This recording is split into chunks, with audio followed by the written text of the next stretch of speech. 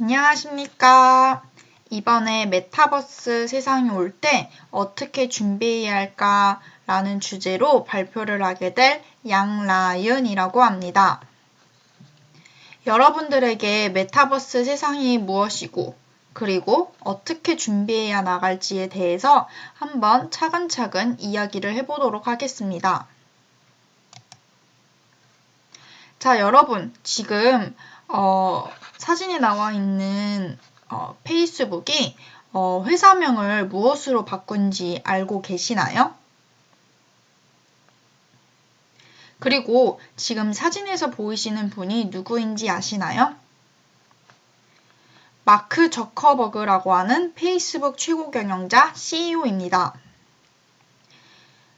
이 마크 저커버그는 가상환경에서 사람들이 VR 헤드셋을 사용해 게임하고 그리고 일하고 소통할 수 있는 온라인 세계인 메타버스를 구축할 계획을 발표하면서 작년 28일에 메타로 바꾼다고 밝혔는데요. 도대체 메타라는 뜻은 무엇이며 왜 페이스북에서 메타라는 이름으로 굳이 바꾼 이유는 무엇일까요?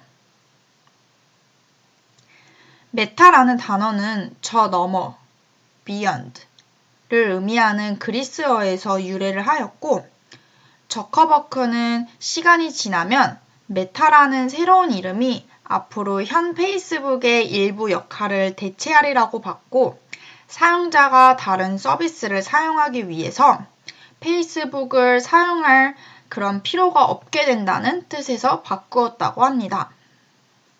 이렇게 갑자기 2021년에 이렇게 빅 키워드로 자리를 매김한 메타버스. 도대체 메타버스가 도대체 무엇일까요? 이런 메타버스의 화제성은 정말 시간이 지나도 수그러들지 않는다는 것을 알 수가 있습니다. 오히려 이런 관련 이슈들과 함께 그 관심을 더해가고 있는데요.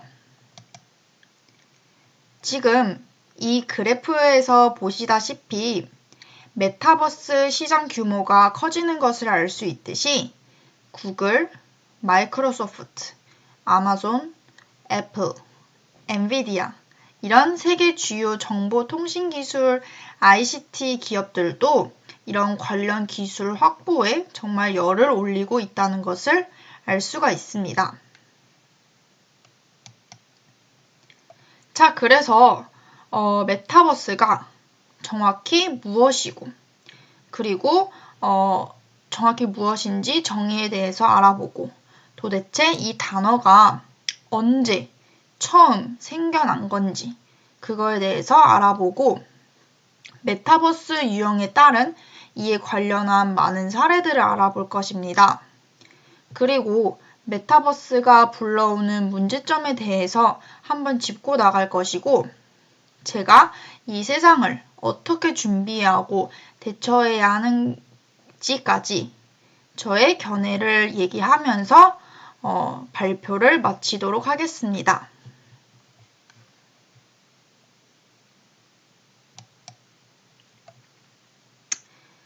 자, 그러면 메타버스가 도대체 무엇인지 정의에 대해서 한번 알아보도록 하겠습니다.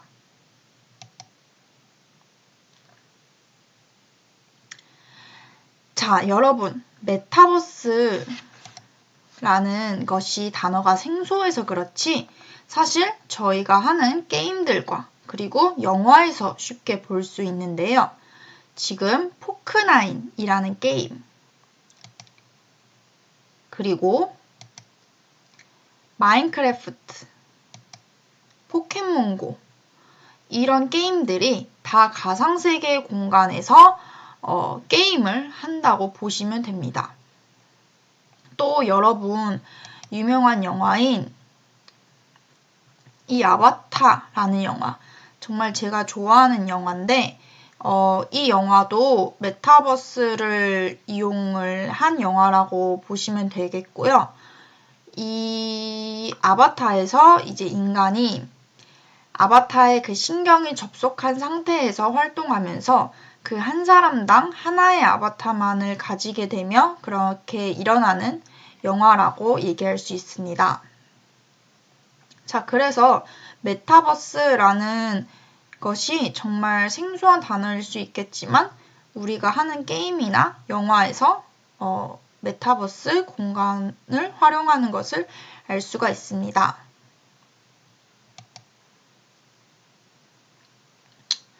자, 우선 메타버스라는 용어 자체의 의미를 직역을 하자면은 메타, beyond로 이제 높은, 초월한 이런 뜻을 가지고 있고, 그리고 verse 하면은 universe, 우주를 합성한 이제 신조어입니다. 그래서 한마디로 메타버스의 그 뜻을 좀 더 풀어보자면은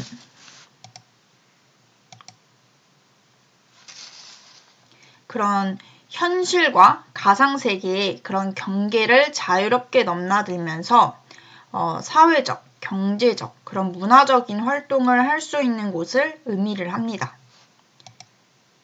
그래서 이제 이렇게 그림을 보시면은 이제 현실 세계에서 메타버스로 데이터가 옮겨가면은 메타버스 융합의 공간에서 이제 뭐 커뮤니케이션, 그리고 놀이, 창작, 경제 활동을 통해 이제 가치가 생성되고, 그리고 메타버스 내 생성된 그 가치가 현실 세계에 이제 영향을 주게 됩니다. 따라서 현실과 가상 세계의 접점으로써 사회, 경제, 그리고 문화적 그런 활동을 하여 이제 현실 세계에 지속적인 영향을 주는 세계라고 말을 할 수가 있습니다. 네. 그리고 이제 메타버스라는 개념이 이렇게 뚜렷한 정의가 아직까지 확립이 되지가 않았기 때문에 이제 다양한 기업이나 그리고 기관, 그리고 단체에서 그런 메타버스에 대해 정의를 이제 조금씩 다르게 이야기를 하고 있는데 이거에 대해서 한번 짚고 넘어가도록 하겠습니다.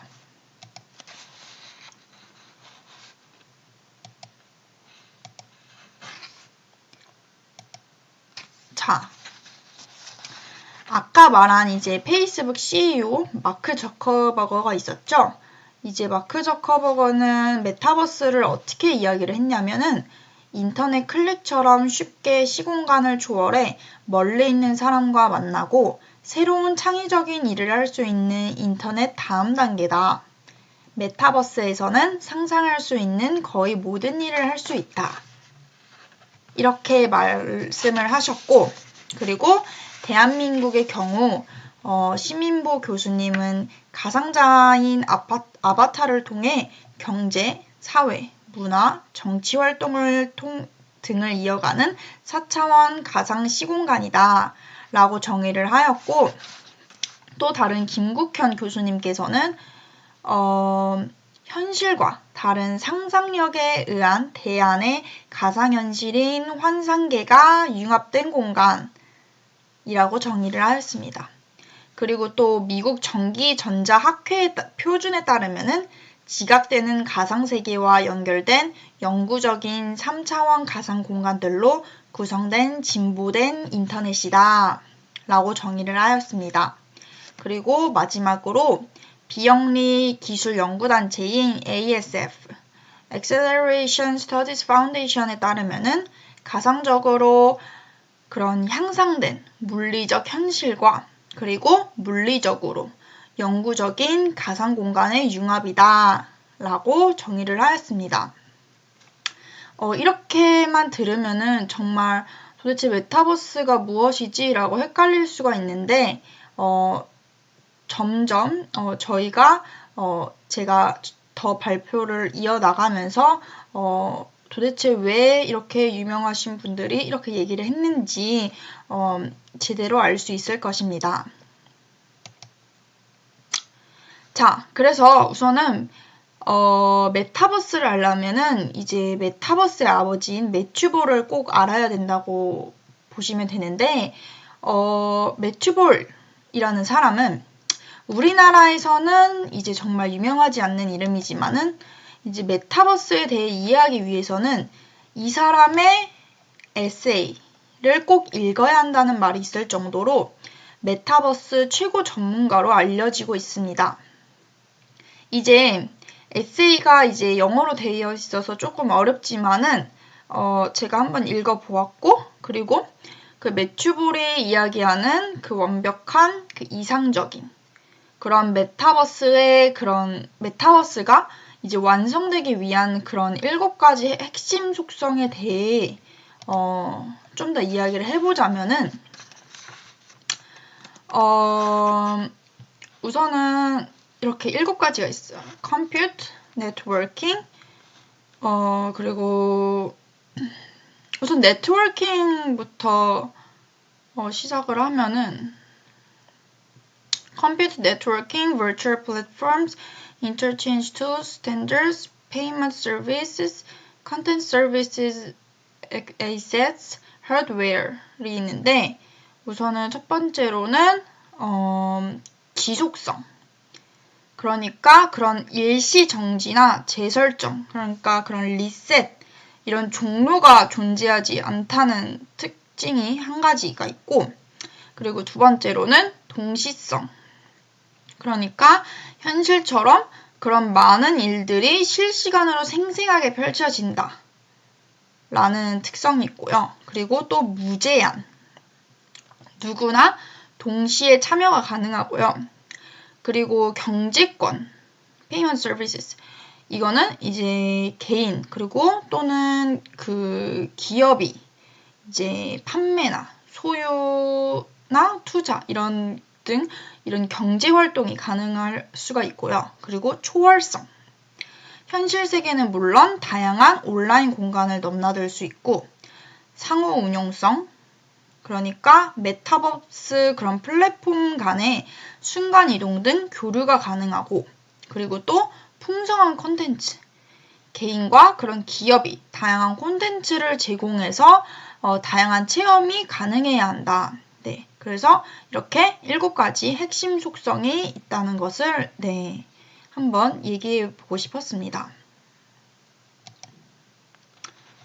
자, 그래서 이제 정말 많은 사람들이 메타버스를 정의를 했으니까 저도 이제 저 나름대로 한번 정의를 내리자면은 저는 메타버스란 제가 보여주고 싶은 자아를 보여줄 수가 있고, 그러니까 제 현실 자아와 또 다른 자아 모습을 보여줄 수가 있고, 또 앞으로 돈을 벌 수 있는 공간이다 라고 생각을 합니다.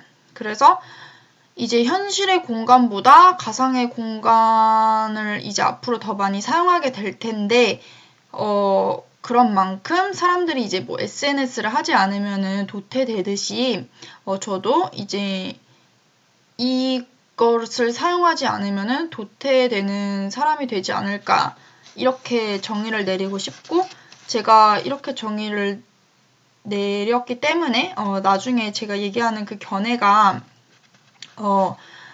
제가 내린 정의 속에서 견해가 조금 더 이어진다고 생각하시면 될 것 같습니다.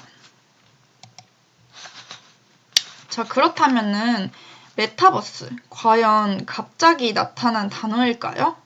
도대체 누가 처음 이 메타버스를 사용을 했는지 여러분들도 궁금하지 않으신가요? 바로 소설 속에서 등장을 했는데, 바로 1992년에 그 닐 스티븐슨이라는 작가가 이제 스노우 크래시에서 가장 먼저 사용을 했다고 합니다. 이제 그가 쓴 스노우 크래시는 그 컴퓨터 바이러스와 그 하이테크를 주제로 그런 수메르 신화와 융합하여 만든 그런 사이버 펑크 소설이라고 합니다. 그래서 제가 작품 속에 있는 메타버스를 묘사한 글을 제가 인용을 해왔습니다. 이제 궁금해하시는 분들이 있을 것 같아서 짧게 줄거리를 이야기를 해보자면은 이제 소설 속에서 그런 가상현실인 메타버스는 그런 현실 세계에도 그 영향을 주는 이제 스노우 크래시 바이러스가 나타나게 되는데요. 이제 현실 세계에 있는 그 피자 배달부인 주인공 히로가 그 가상 공간인 이제 메타버스에서 이제 천재적인 해커이자 이제 검객으로 그런 활동하는 그런 내용입니다. 자, 이제 메타버스 종류에는 무엇이 있는지 이제 차근차근 알아보도록 하겠습니다. 우선은 알아보기 전에 VR, AR, MR 도대체 이 세 가지 용어에 대해서 도대체 세 가지 용어가 무엇인지 여러분 궁금하지 않으신가요? 우선은 이거를 알고 가야 좀 더 이해가 된다고 생각을 하기 때문에 얘기를 해보자면은 우선 VR은 Virtual Reality라고 해서 가상현실, 그리고 AR은 확장현실로 좀 현실 세계의 정보를 중첩해서 보여주는 것이고, MR은 혼합현실로 현실과 가상현실을 모두 포함을 해서 좀 현실과 가상 구분이 없는 세계라고 얘기를 할 수 있을 것 같습니다. 그래서 이제 이 개념은 이 사진 한 장으로 좀 더 이해가 가능하다고 생각을 해서 가져와 봤습니다.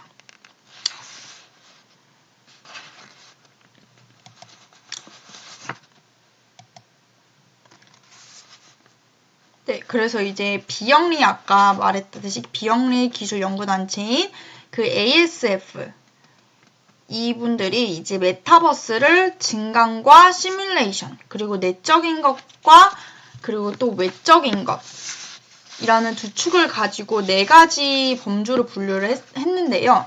한번 차근차근 알아보도록 할게요. 아까 말했듯이 AR과 VR, 그리고 이렇게 외부 세계와 개인 일상이라는 두 축을 가지고 네 가지 범주로 분류를 했는데, 보시듯이 AR은 현실의 이미지나 배경에 그 3차원 가상 이미지를 겹쳐 보여주는 기술이고요. MW, Mirror World 같은 경우는 그 실제 세계의 정보가 그대로 반영된 디지털 세계라고 할 수 있습니다. 그리고 라이프 로깅 같은 경우는 그런 일상생활에서 그런 접하는 정보를 기록하고 공유하는 그런 것을 얘기를 하고, VW는 이제 컴퓨터 기반으로 구현된 3D 공간이라고 말을 할 수가 있습니다.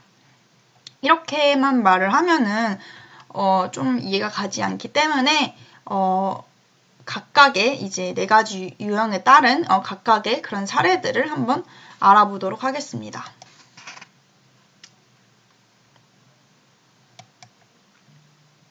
네, 여기 보시다시피 아까 말했듯이 그 AR은 이제 포켓몬고가 대표적인 예시고, 이제 이외에도 이제 롯데건설 같은 경우에는 이제 주거시설 속에 그 AR을 도입을 했는데요. 어떻게 도입을 했냐?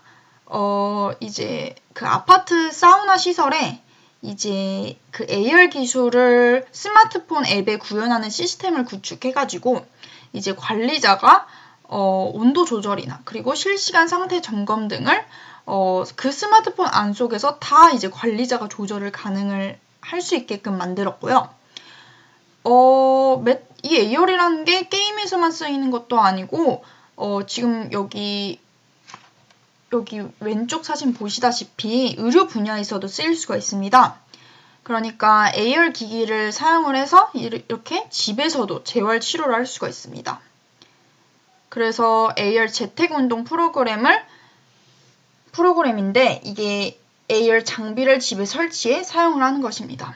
그래서 이제 사용자가 설치된 모니터 앞에 서면은 이제 센서가 환자 몸을 이제 인식을 해서 스크린을 통해 환자의 그런 움직임을 볼 수 있고, 네, 이런 여러 가지 사례들이 있고요.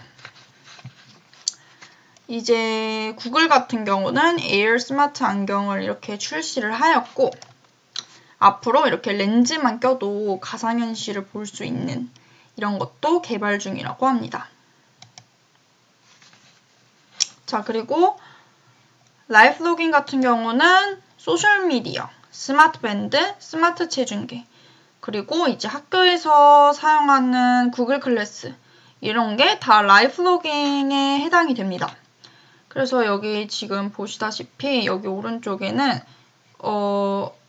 이제 여자들이 한 달에 한 번씩 하는 그런 주기 앱이 있는데요. 저는 이거를 한 달에 한 번씩 이거를 매일 기록을 하기 때문에 다음 달에는 며칠에 할지 이렇게 여기 이 앱에서 데이터를 수집을 하고 이렇게 예측을 해주기 때문에 네, 이런 것들, 다 이런 앱들이 다 라이프 로깅에 속한다 라고 말씀드릴 수 있습니다. 자, 미러월즈, 그러니까 거울 세계 같은 경우는 이제 구글어스, 그리고 배달의 민족이 있습니다. 구글어스가 뭐냐, 그러니까 제가 구글어스를 한번 사용을 해본 거를 지금 영상을 한번 가져와 봤는데요. 그래서 지금 제가 구글어스로 제가 예전에 다녔던 유치원을 한번 찾아보도록 하겠습니다.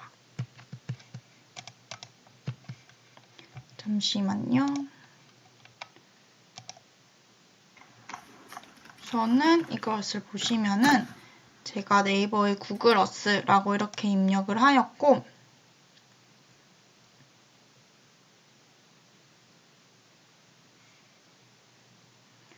구글어스로 입력을 해서 저는 프랑스에서 유치원을 다녔으니까 네, 프랑스로 들어가서 여기 보시면은 제가 시골인 보르도에서 살았습니다.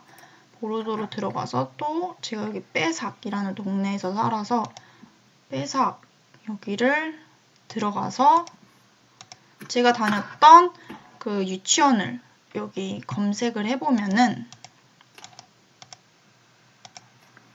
여기 에코 잔다르크라는 유치원을 다녔었습니다.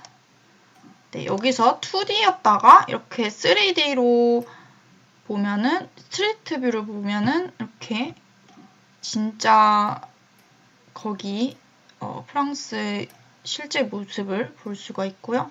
여기가 이제 제가 다녔던 네, 유치원입니다. 그래서 이제 구글어스라는 이 웹사이트가 이제 전 세계 곳곳을 다 이제 볼 수가 있고 제가 원하는 도시, 원하는 길거리 이런 것들을 다 한눈에 볼 수 있습니다. 네, 그것을 이제 제가 보여주고 싶었고요. 네, 그래서 이제 VW, Virtual Worlds로 이제 넘어가게 되면은 이제 제페토라는 이제 국내 그런 대표적인 메타버스 이제 플랫폼으로 이제 AR 콘텐츠와 그리고 게임, 그런 SNS 기능을 모두 담고 있어서 이제 특히 10대나 이런 젊은 층을 중심으로 인기를 끌고 있고 이제 2021년에는 현재 2억 명 이상의 이용자를 보유하고 있다고 합니다. 그리고 또 두 번째 예시로는 이제 세컨드 랩이라고 있는데 이제 이것도 가상현실 공간 게임으로서 이제 뭐 토지의 개발 및 소유나 그리고 전자화폐의 그런 실제 화폐로의 환전도 가능이 되고요. 그리고 3D 콘텐츠의 디자인 및 재판매로 그런 세컨드 라이프에서 실제 비즈니스를 구축할 수가 있습니다. 네, 그래서 메타버스는 게임 속에서만 일어나는 것이 아니고요. 게임 속에서만 일어나는 그런 사례들이 아니고 이제 미국의 조 바이든 대통령은 이제 지난 대선 선거에서 닌텐도의 그런 대표 게임인 모여봐요 동물의 숲에서 이제 아바타를 활용해 선거 운동을 진행을 하였었고 그리고 LG전자는 이제 미국 카네기 멜론대와 함께 운영하는 그런 교육 프로그램의 이제 사내 수료식을 이제 실제 공간과 유사하게 대학교 캠퍼스와 LG 트윈타워를 가상 공간에 조성을 하였고요. 이제 또 저희가 코로나19가 일어났잖아요. 그때 이제 SK텔레콤은 이제 순천향 대학교와 그런 신입생 입학식을 이제 메타버스 공간에서 진행을 하였습니다. 또 이제 이 사진은 로지라는 가상으로 만들어진 인물로 이제 유명 인플루언서인데 이렇게 그런 실제 존재하지 않는 가상 캐릭터를 활용한 버추얼 인플루언서들도 사례들도 늘어나고 있습니다. 자, 그래서 이렇게 정말 우리 세상 속에서 벌써 매김하고 있는 메타버스, 그리고 앞으로도 더 많이 발전해 나갈 메타버스, 그런 메타버스가 다크버스로 변신할 수도 있는데요.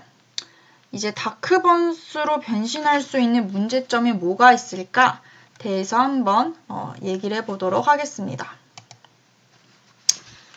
자, 메타버스는 이제 아무래도 그 메타버스 가상세계 공간에서 이제 가상화폐가 아무래도 있을 텐데요. 그러면 그런 가상화폐의 그런 현금화에 관한 논쟁이 이제 발생하게 됩니다. 이제 국내의 경우에는 그런 가상화폐 환전이 이제 불법으로 취급이 되지만은 이제 미국에서는 린든 달러 등의 가상화폐가 이제 미화로 환전이 가능한 상태입니다. 그래서 이런 가상화폐의 문제가 뭐가 있을 수 있느냐라고 물어본다면은 우선은 첫 번째로는 이제 가상화폐를 그런 정당한 노동의 대가로 얻은 부가가치로 인정할 수 있느냐라는 점과 그리고 또 두 번째로 이제 가상화폐를 새로운 거래 수단으로 인정할지에 대해 관련한 문제입니다. 그러니까 만약에 이런 가상화폐를 인정을 할 것이냐 말 것이냐 이런 인정 여부에 따라서 그런 가상경제 활성화라는 긍정적 효과가 기대가 가능한 반면에 또 이제 뭐 게임 중독 등 그리고 뭐 불법 거래, 탈세에 대한 우려도 만만치 않을 것으로 보이고요. 그리고 이제 당연히 가상세계이므로 기존 온라인 게임과 달리 이제 일상생활로 인식을 하면서 이제 중독성이 심화가 가능성이 또 있을 수가 있기 때문에 그것도 또 다른 문제점이고 또 여기 기사에서 보시다시피 이제 또 거기 메타버스 안에서 실제로 이제 메타버스 그 플랫폼 게임 안에서 실제로 그런 사이버 폭력이 또 일어났었고요. 그리고 이제 또 그런 가상세계에 대한 지나친 몰입으로 그런 현실 일상은 황폐해지고 또 정체성 장애가 발생이 가능할 수 있습니다. 또한 이제 여러분들이 이제 그 메타버스 세계 안에서 건축이나 디자인 부분 거기서 이제 내가 이거를 먼저 했느냐 안 했느냐 이런 저작권 문제가 발생할 수 있는데 이제 이 사이가 모호하기 때문에 그런 메타버스에 맞는 법률 보완이 정말 필요하다고 보여집니다. 실제로 이제 제가 조사를 해봤는데 어떤 그 메타버스 플랫폼 게임 안에서 그런 음악을 그냥 저작권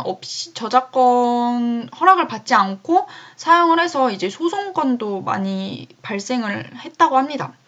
소송이 많이 제기가 됐고요. 그래서 메타버스에 맞는 법률 보완이 정말 많이 필요하다라는 것을 느낄 수가 있었습니다. 자, 이제 마지막으로 메타버스가 도대체 제가 어떻게 생각하는지 그리고 어떻게 준비해 나갈지에 대해서 마지막으로 한번 이야기를 해보도록 하겠습니다. 자, 우선은 메타버스 세상은 정말 이제는 앞으로 우리가 피할 수가 없잖아요. 4차 산업혁명 시대가 왔듯이 메타버스 세상은 저희가 나는 이런 세상에서 살기 싫어 라고 한다고 해도 어차피 세계는 다 이 세상으로 가고 있고 우리는 이 세계를 피할 수가 없습니다. 만약에 우리가 피한다면은 저희는 오히려 아마 도태되는 사람이 되겠죠.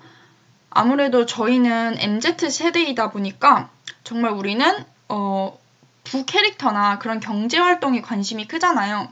그렇기 때문에 이 메타버스 세상, 이것을 누구보다 발빠르게 우리가 준비를 해야 된다라고 생각을 합니다. 그래서 지금 여기 사진을 보시면은 여기 제페토라는 이 메타버스 플랫폼 게임인데요. 이 안에서 이 메타버스 플랫폼인 이 제페토가 이제 구찌 브랜드인 구찌랑 같이 이렇게 협업을 해서 이 안에서 구찌 명품 백들이나 그런 구찌 브랜드명을 가지고 있는 그런 옷들이나 액세서리 같은 경우를 이제 제페토 안에서 이제 사람들이 이것을 사게 됩니다.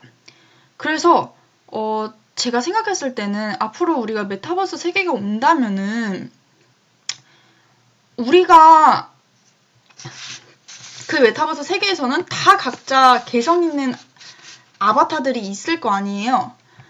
그렇기 때문에 거기서도 중요한 거는 개성 있는 아이템이 가장 중요하다고 생각을 합니다. 그래서 예를 들어서 저희는 과가 치공과다 보니까 굳이 꼭 디자인 쪽들만 잘 되라는 법이 없고 저희 같은 경우는 이제 입 치아 같은 경우에서도 좀 빛나는 치아나 여기 치아에다가 뭐 액세서리나 이런 피어싱을 붙일 수가 있겠죠?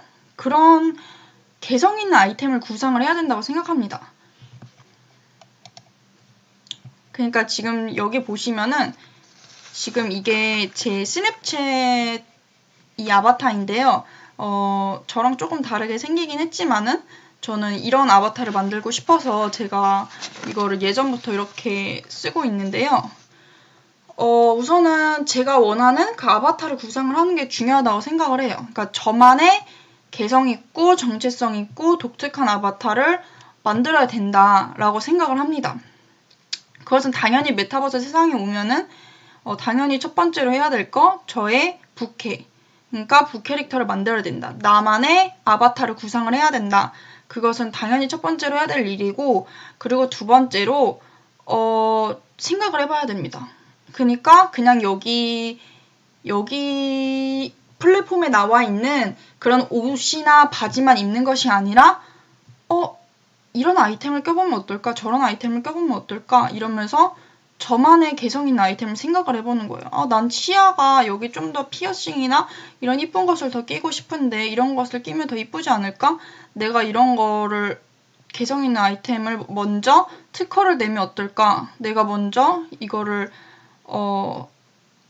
출시를 해서 저작권으로 내 거를 만들면 되지 않을까? 이렇게 생각을 하면 될 것 같아요. 왜냐면은 이제 메타버스 세상에서는 이제 광고나 그런 분야가 정말 많이 확산이 될 거라고 보기 때문에 개성 있는 무언가를 창의적으로 발견하고 그래서 내 것을 만드는 거 그게 가장 중요하다고 생각을 합니다.